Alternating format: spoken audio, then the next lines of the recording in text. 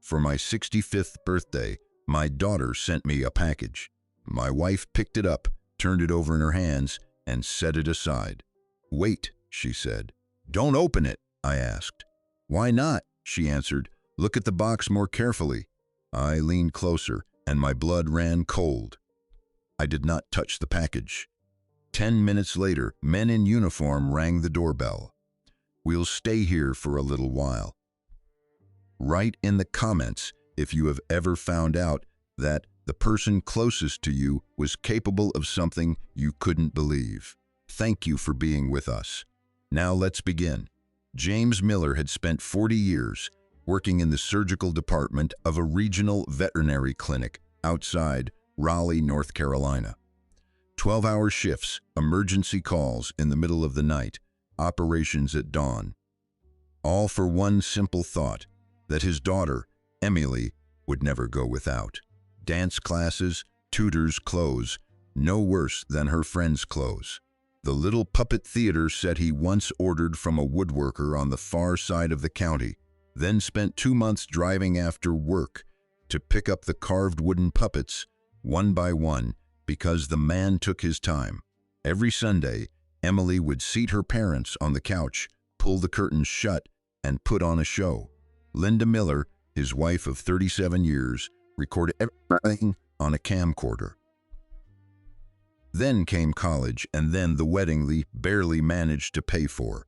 When Emily married Brian Coleman and started her final year of school, James added her as an authorized user on his bank account.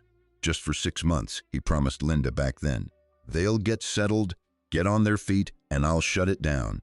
"James, I've known you for 30 years, Linda said, raising one eyebrow. "Moss will grow on that card before you cancel it."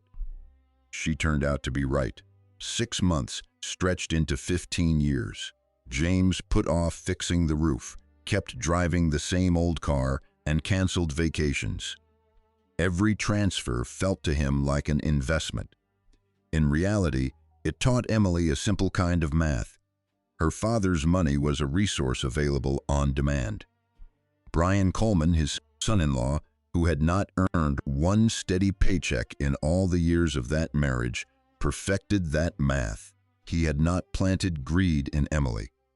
He had simply given her permission not to be embarrassed by it. Parents were supposed to share while they were alive. Saving money was selfish. Refusing money meant refusing love. Shy requests turned into demands. By the 3rd year of credit card debt, reckless spending, and unpaid bills, James and Linda had grown used to the cycle the way people get used to chronic pain. 3 weeks earlier, that habit cracked. Emily and Brian came over without calling. Emily walked into the living room without taking off her shoes. Brian dropped onto the couch like a man coming home to his own house. "Dad, this is urgent," Emily said quickly, swallowing the ends of her words. "We need money. Not someday. Right now. Everything's on fire. Give me access to the savings accounts. All of them." James stood by the bookcase, holding a folder of documents, savings, house papers, insurance, an entire life inside a cardboard folder. "Emily, we just paid off your credit card debt last month. Before that, we cleaned up the summer bills. Do you want me to read you the whole list, or do you have a rough idea of the size of the disaster?" "Come on, old man, don't start with the accounting again," Brian said with a smirk, not bothering to get up from the couch. "The money's just sitting there collecting dust. Meanwhile, we can't even buy Ava a winter coat. Let's handle this like family without all the calculators." "Like family," James repeated. "Brian, in 15 years, have you paid for dinner even once when the 4 of us went out? I even left the tip. Please enlighten me about family values, because apparently I've fallen behind in my old age. For 3 years now, my pension and my savings have been treated like a bottomless ATM." He put the folder back on the shelf, farther away from his daughter. "The bank is closed." Emily jumped to her feet, flung out her hand, and knocked a coffee cup off the table. Brown liquid spilled across the handmade rug. James and Linda had brought back from Charleston for their 20th wedding anniversary. "You're just a greedy, selfish old man," she snapped. "You sit there guarding your millions while your own daughter's utility bills pile up. You can't pay for your apartment because you blow everything on online betting and then invent new stories about where the money went. You think I'm blind? I never removed you from the mobile banking alerts, Emily. I still get the notifications right on my phone." Linda came out of the kitchen, wiping her hands on a towel. "Sweetheart, why are you shouting? Let's go sit in the kitchen, have some tea. We can settle this calmly." "Mom, your tea is completely beside the point," Emily said. "Everything is already clear to me." "You haven't understood anything," James said. Then he noticed the framed photograph on the shelf lying face down. "I spent 40 years bending over operating tables at night so I could pay for your wishes, your tutors, and that unlucky wooden puppet theater. Do you even remember it? I drove for 2 months to the middle of nowhere to pick up those puppets. Your mother and I sat right here on this couch like obedient little audience members, listening to your stories. And where did we end up? My daughter throws a tantrum in my living room and calls me greedy because I refuse to sponsor her gambling addiction." For 1 second, Emily faltered. Something flickered in her eyes. Maybe a memory, maybe shame, but Brian coughed behind her and the expression went out. "Out," James said. "Both of you. And don't come back here until you learn how to have a conversation without the slogan, 'Give me money.'" Emily stopped in the doorway. "When you collapse with all your health problems and need someone to bring you a glass of water, there'll be no one," she said. "Remember this day, Dad. Remember it well." Brian squeezed past her and muttered from the porch, "You shouldn't have done that, James. The world is round, and relatives are supposed to help each other." "Relatives, you say?" James nodded. "Beautiful word. When you figure out what it means in your spare time, come back and explain it to me." The door slammed hard enough to rattle the glass. James walked to the window. His daughter's car jerked backward down the driveway, tires skidding on gravel. The living room looked wrecked after they left. Coffee stains, scattered papers, the overturned photograph. Linda sank into a chair. "This is all Brian," she said. "He winds her up. Without him, she never would snap like that. Linda, the betting sites are her choice. She clicks those buttons herself. Nobody drags her finger across the screen. But he sees it and doesn't stop her. Why would he ruin such a perfect arrangement?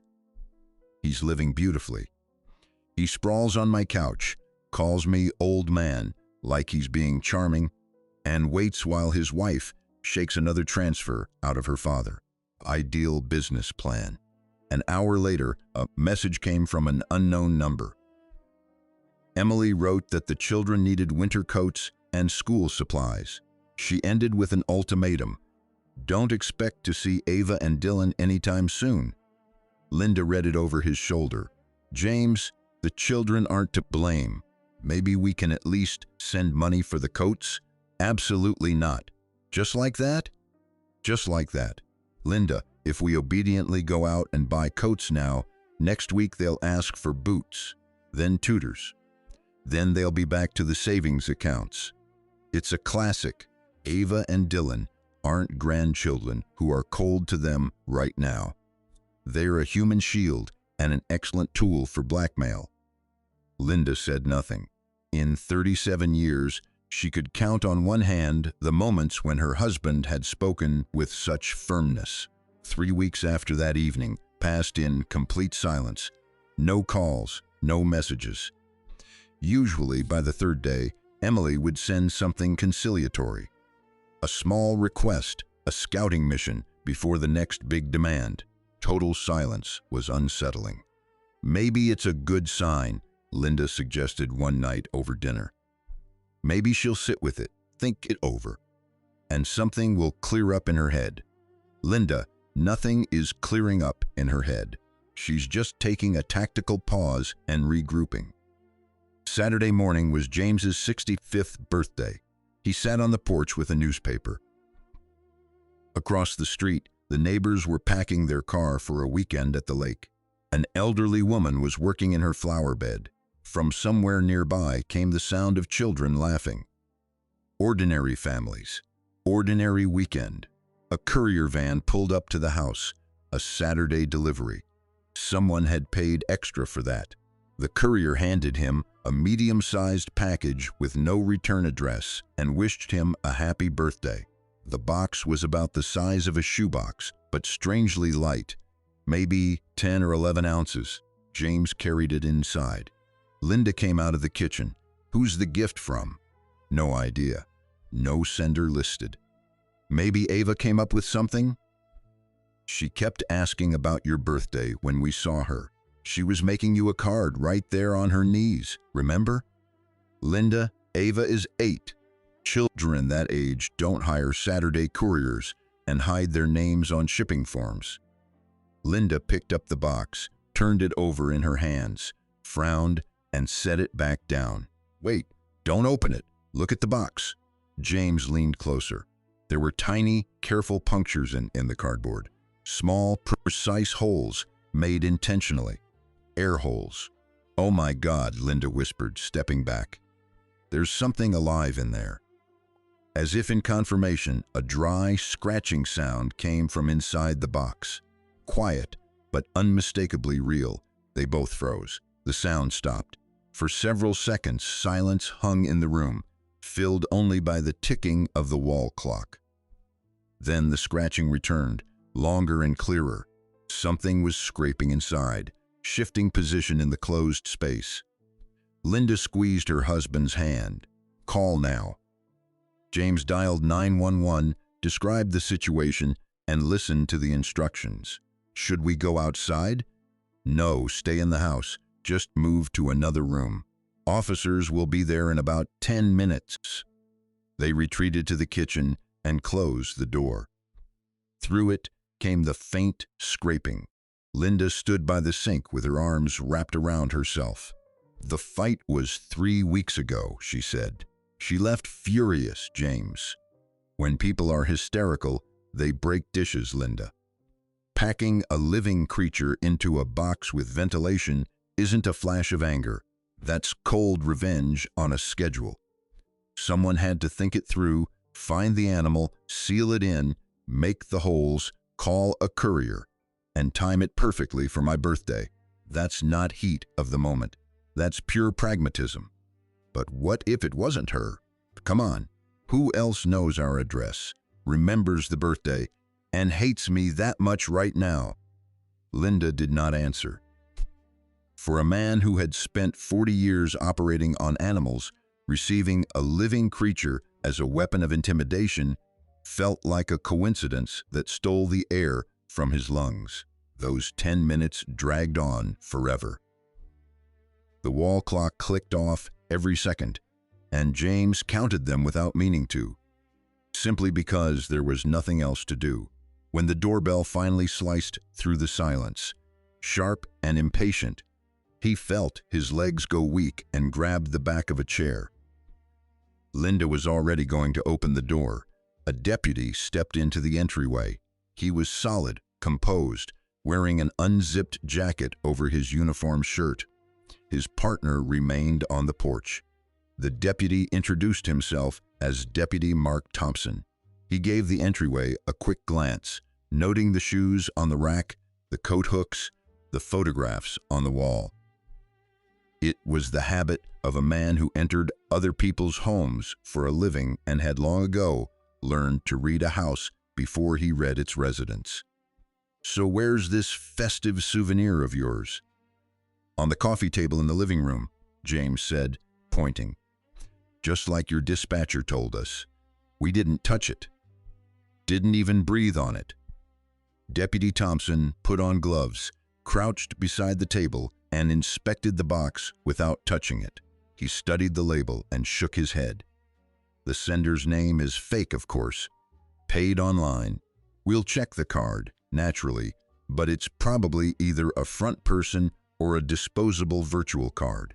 James, any thoughts on who might have decided to congratulate you in such an original way? I can't even imagine. And if you think carefully, have you had any arguments lately? Conflicts? Disputes? Maybe something with neighbors or family? James said nothing. Deputy Thompson waited through the pause, then asked the next question in an everyday tone that still made James's breath catch.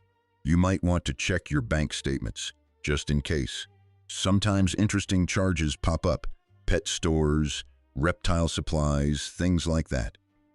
And then James remembered a push notification from 3 weeks earlier, 2 days after the fight. $200 at an exotic pet store, charged to the additional card linked to his account. The card Emily used. At the time, he had vaguely assumed his daughter had bought Ava a hamster or a turtle, and had not thought much of it. His imagination had been tragically limited. A hamster, a turtle, at worst, fish in a plastic bag. Instead, his daughter had bought an instrument of intimidation with the money of the man she planned to frighten. There was perhaps a kind of perverse elegance to it that none of his four-legged patients in 40 years of practice could ever have come up with. James, Deputy Thompson said, do you hear me? Yes, maybe local kids are messing around. Summer break, you know. Bored teenagers come up with all kinds of things. The deputy looked at him the way an experienced veterinarian looks at an owner who insists the dog is only coughing a little. Our teenagers usually stick to the classics, like firecrackers in mailboxes. This is exotic. Weekend courier, online payment, fake information. There's too much adult logistics here for ordinary kids, and the budget isn't tiny. If it's a teenager, he clearly has his own gold card and a master's degree in logistics. James caught Linda's eye. She gave an almost invisible shake of her head, not ready to give up their daughter. He was not ready either. The part of him that had protected Emily from consequences for 36 years could not switch off in 10 minutes. Deputy Thompson called in someone from animal control. 20 minutes later, a city animal services truck pulled up to the house. A short man stepped out carrying a canvas bag. His name was Russell Harris. He greeted them, pulled on thick gloves, and bent over the box with focused interest. The holes are neat, he said, made with an awl or a thick needle. He turned the box toward the light. Whoever did this use their head. Ventilation is there, but the hole size was calculated so the resident wouldn't go for a walk ahead of time. 15 minutes of careful work later, Russell Harris lifted a large black scorpion with impressive claws out of the cardboard. Emperor Scorpion, he said immediately, examining the animal with a collector's respect. The glossy black shell shimmered in the morning light from the window. Linda stepped back into the doorway. Well, its venom isn't the worst, Russell said, gently placing the scorpion into a plastic container. If it stings you, you'll definitely remember it, kind of like a bad wasp sting, but it shouldn't be fatal. I'll take him to the zoo facility. We'll process it as an official seizure. He secured the container, straightened up, and added with genuine admiration. Beautiful animal, by the way. Big, healthy, well-fed. A good exotic shop would charge $150 to $250 for one like this. Somebody spent generously. $200, James blurted out. Russell raised an eyebrow but did not ask. Instead, he said thoughtfully, in 12 years, I've caught just about everything. I've pulled pigeons out of vents, cats out from under porches, even pried a hedgehog out of a mailbox once. But a live scorpion as a birthday card, that's a first for the season. I'll tell the guys over coffee. They won't believe me. They'll think I pulled it out of one of our own terrariums. Linda turned toward the window. James caught himself thinking that by lunchtime, his family drama would become a zoo legend. A story passed around over tea between tiger feedings. Deputy Thompson tucked his notebook into his pocket. "So, James, are we filing a report?" A pause. The deputy waited. His face showed that he had heard answers like this dozens of times. Family loyalty outweighing common sense. "Not for now," Thompson nodded, unsurprised. "For now" is a useful phrase, hopeful. "The important thing is that you understand the scale of the problem. You have my card. If you change your mind, or if the concept changes, call me anytime." When the vehicles left and the house went quiet, James stood in the middle of the living room, staring at the coffee table where the box had stood 10 minutes earlier. On the polished surface remained a rectangular mark, a slightly cleaner patch of wood outlined by a thin frame of dust. "I think I'll call her," he said. Linda turned from the sink where she had been washing cups. A familiar action people grab onto when they do not know what to do with their hands. "Are you serious?" "Right now, I need certainty, Linda. Maybe I'm paranoid. What if this is all a coincidence, and that $200 really went towards some fancy hamster?" "James, do you actually believe that nonsense?" "No. But I'd very much like to hear how beautifully she tries to talk her way out of it." Emily answered after 2 rings. Her voice was deliberately sharp, the tone she used when she was hiding something. James had known that voice since her teenage years. It was how she sounded when she skipped school and called to warn him. "Oh, hey, Dad. Happy birthday. So, did you celebrate already?" "Thank you. The morning has been unusually memorable. Listen, would you happen to know who decided to send me such an original present?" A pause. Half a second. But James, who was used to counting seconds during operations when a blood vessel was clamped and every moment mattered, caught it clearly. "What present? I have no idea. Why did something interesting arrive? Too fast, too smooth." A person who truly does not understand what is being discussed asks X again differently, with curiosity, not with a prepared answer. "All right, forget it. Nothing important. Take care." He ended the call. Linda stood beside him, drying her hands on a towel, silently waiting for the verdict. "She knows everything," James said. "She didn't even ask what kind of present. No surprise. She denied it quickly, and now she's probably sitting there pleased with herself, thinking I took the bait." 3 minutes later, the phone chimed. A voice message from Emily. James pressed play, and his daughter's voice spilled from the speaker. Cheerful, relaxed, clearly not meant for him. She had been trying to call Brian, but had tapped the wrong contact. "Brian, listen, I think he figured it out. He just called, fishing about the gift, but he won't be able to prove anything." The delivery was completely anonymous. In the background came Brian's satisfied laughter.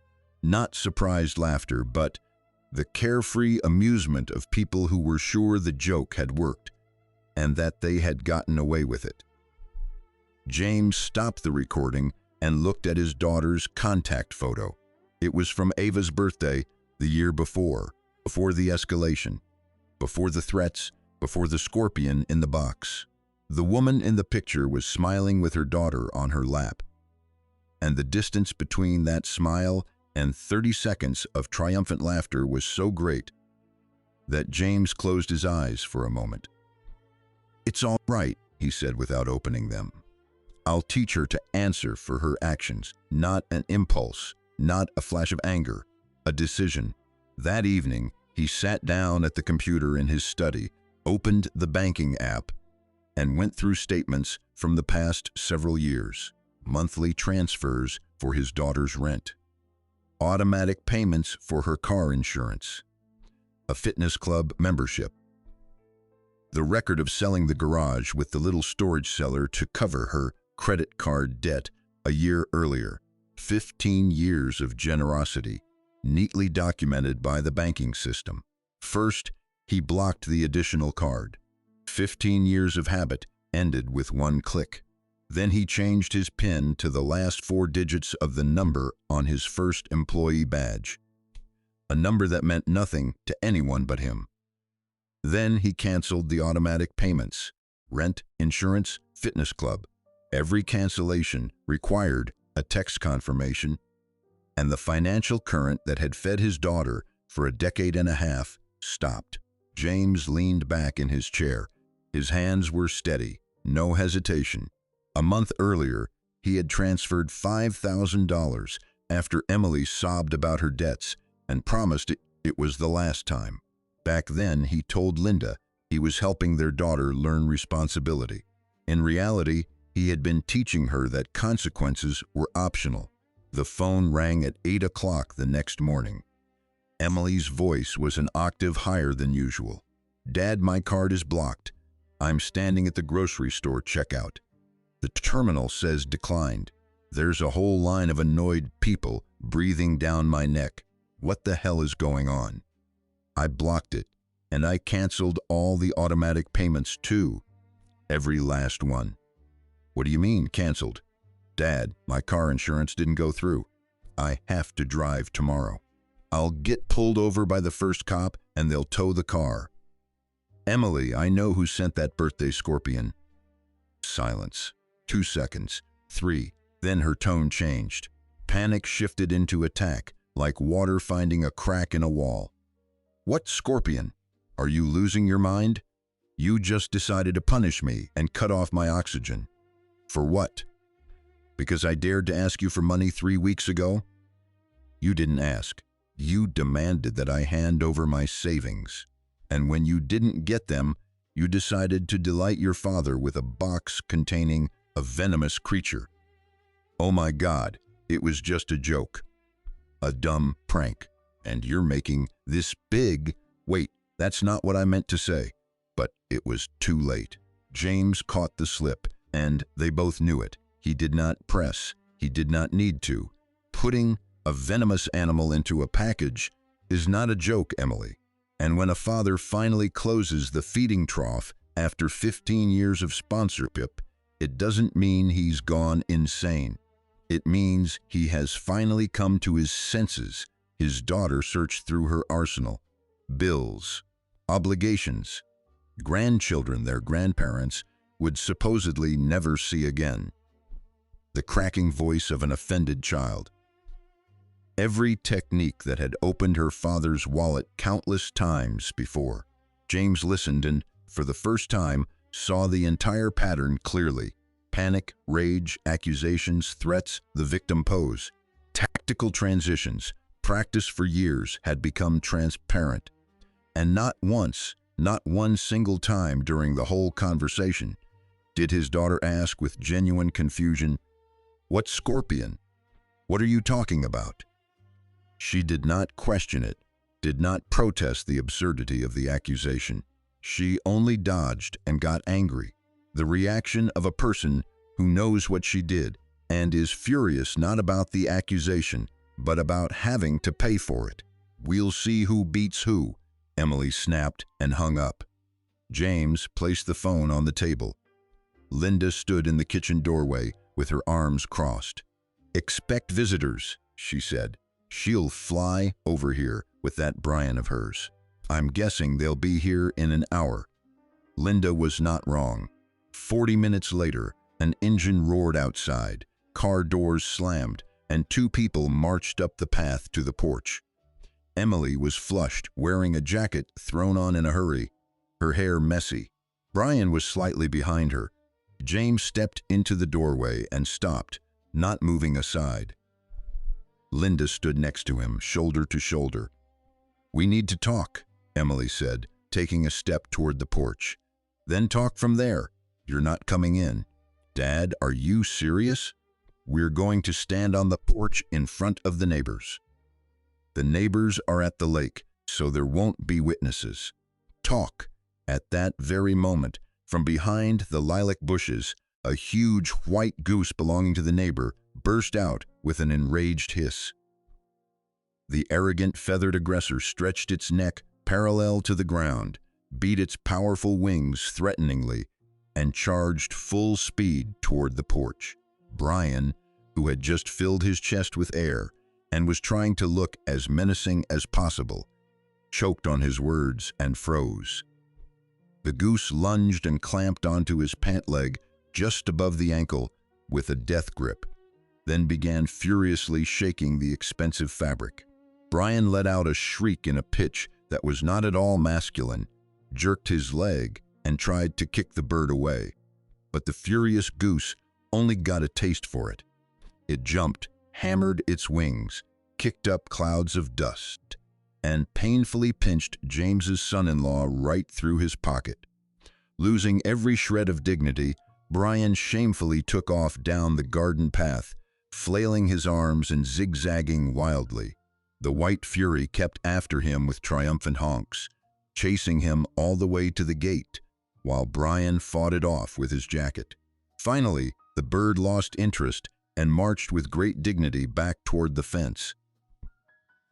Completely ruffled and breathing hard, Brian crept back to his wife, glancing nervously at the bushes.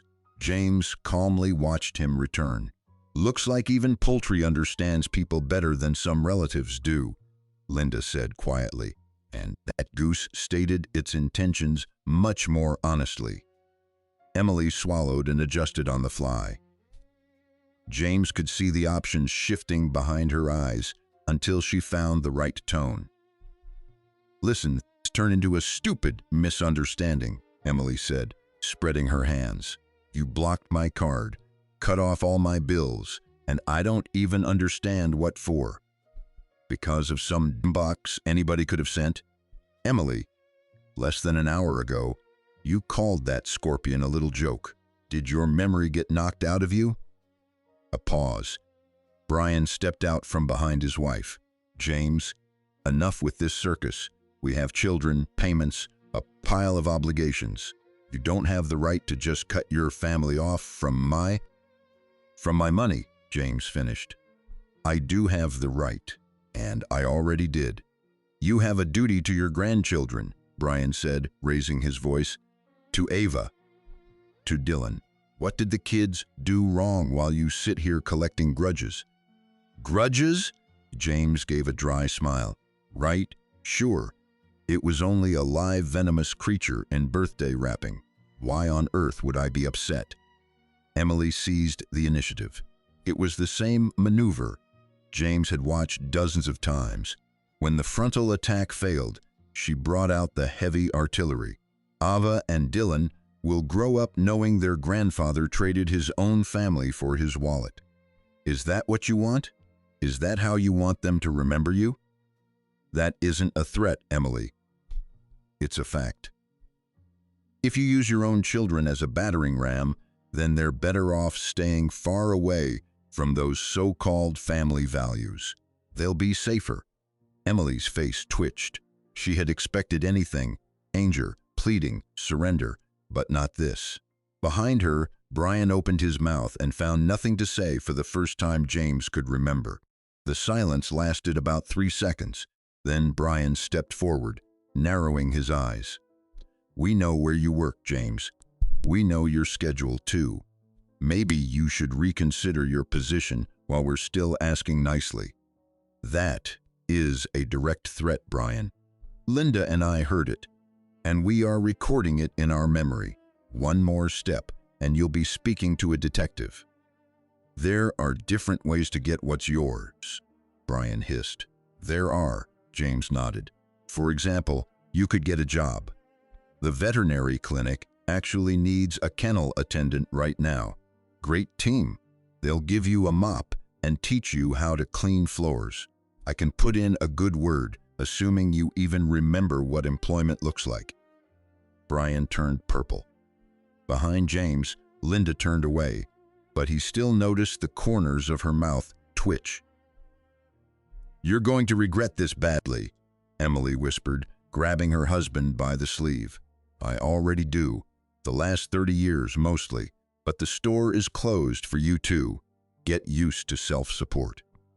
They stood near the porch for several more seconds, both of them, and James could see the realization sinking in. Something they had never allowed themselves to imagine all those years. The man who had been their private bank had shut down. James thought wryly that he should nail a sign to the closed doors of his personal bank. License revoked due to liquidation of sponsor.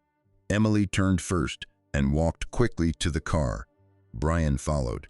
When the car pulled out of the driveway and disappeared around the turn, Linda touched her husband's elbow. James turned to her. In her eyes, he saw something he had not noticed for years: quiet, unexpected pride. "Well," she said, "now we need a good lawyer." That evening, they sat at the kitchen table, the place where every serious decision in that house had always been made. Linda made tea, wrapped both hands around her cup, and stayed quiet for a long time before speaking. "Do you remember when she was little and brought me eggs for Mother's Day?"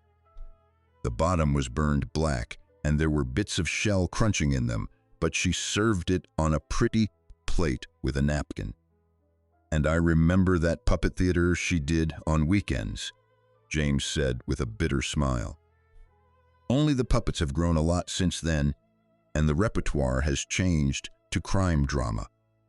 And those drawings of hers, those stick people where all of us were holding hands. You kept them in your desk for 10 years, until the paper nearly wore through." "Linda, James, she's still our daughter. Our daughter sent me a venomous animal for my birthday, and her husband promised to make our life interesting because he knows our schedule. So let's put sentimentality aside. I have one more step left." Linda lifted her eyes from her cup. "You've decided to change the will." James nodded and explained. Changing the inheritance would remove his daughter's incentive to maintain contact. No money, no leverage. She would have to find other people to manipulate. But the grandchildren were different. The money that would have gone to Emily would go into an education trust for Ava and Dylan. School, tutors, college. Everything protected from parents who could not be trusted with money. "Do you think it will stop her?" Linda asked. "She'll simply switch to whoever is easier to drain, whoever hasn't learned to tell her no." Linda reached across the table and squeezed his hand, a familiar gesture that had comforted him for decades. But now they were not talking about a minor difficulty, not a roof repair, not a broken fence. This was the end of something built over 36 years. "We're going to see Margaret Wallace first thing tomorrow," Linda said, together. The office of Margaret Wallace, the attorney, was on the 3rd floor of a building downtown. She had handled the Miller family's affairs for more than 10 years and knew them as a couple who planned ahead and paid their bills on time. When James and Linda laid out the story, the conflict, the scorpion, the block cards, the threat at their doorstep, Margaret listened to the end and shook her head. "This is criminal behavior, not a family disagreement," she said sharply.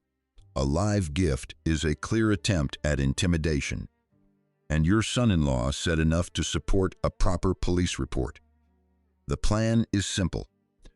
We file with the police, revise the will in favor of the grandchildren, and send your daughter a formal warning." "We're listening," James said. "First, the police report with all your recordings." James took out his phone and played the message. Emily's voice, cheerful and relaxed, filled the office. "Brian, I think he's starting to suspect. But there's no way he can prove it. Everything was anonymous." Brian's laughter sounded in the background. Margaret listened in silence. "What a touching example of legal illiteracy," the attorney said dryly. "A gift to investigators, really, when people record their own incriminating statements. All right, here's what we do. Emily's share gets redirected into an education trust for the children under the supervision of an independent trustee. She won't see a penny. and we send her a firm pre-litigation letter. She needs to understand that any movement in your direction will have legal consequences. Not one word to her about the will changes. James glanced at Linda. She nodded once, without hesitation. And document every sneeze from them, Margaret added, taking off her glasses. People like this don't understand boundaries, so expect a reaction. By noon, the police report had been filed, the will had been notarized, and the letter had been sent. James sat in the car in the parking lot, outside the notary's office, and felt something loosen in his chest, a tension he had carried for so long that he had stopped noticing its weight. Linda sat silently in the passenger seat, looking out at the street. "Let's go home, James," she said softly. "That's enough adventure for today." The next few days after the lawyer's visit passed in a kind of silence James had not known for years. Morning coffee on the porch without fear of the phone ringing. An afternoon walk without checking missed messages. Dinner in the evening without discussing the next financial disaster. Margaret called on Wednesday. The certified letter had been delivered. Emily had signed for it. The police had accepted the report for review. James set the phone down and sat in the armchair by the window for several minutes, watching the street. A neighbor planted flowers. Children rode bicycles along the sidewalk. Ordinary life went on at its own pace and demanded nothing from him. No transfers, no sacrifices, no surrender. Linda came over and placed her hand on his shoulder. "Do you think any of it got through to her?" she asked quietly. "I have no idea. Maybe she'll cry. Maybe she'll run off to look for a new sponsor. What does that matter to us? We have our own life now." That evening, they cooked dinner together. For the first time in a long while, they did not hurry, did not keep looking at the phone, did not wait for an emergency message. James peeled potatoes. Linda chopped vegetables. A silence hung between them, but not an anxious one. It was the calm, domestic silence in which two people who had lived side by side for 37 years did not need to fill every pause with words. James swung the knife with such enthusiasm that a round slice of potato slipped from his fingers and shot neatly under the table. "You know, this much quiet almost feels strange," Linda said, watching the runaway potato roll away.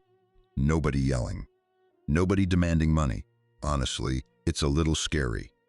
"It's fine," James said, bending down to retrieve the fugitive. "The main thing is that the scorpions don't start applauding from the corners." James remembered little Emily making those eggs, overcooked with crisp edges, on a pretty plate with a paper napkin. He had eaten every bite and told her he had never tasted anything better.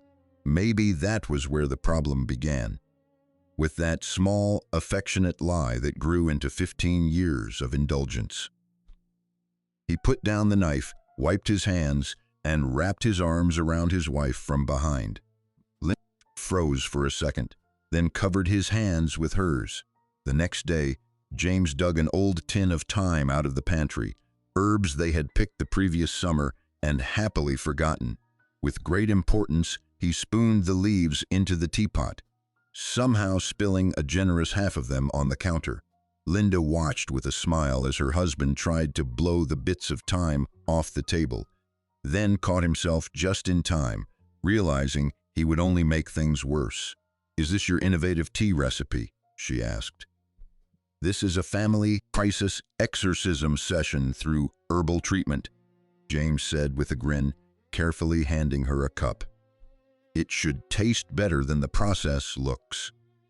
The phone on the table stayed silent, and James thought that at last he would go to bed without calculating what tomorrow might cost him. Sometimes the hardest kind of justice is not punishment, but finally closing the door. People kept walking through without respect.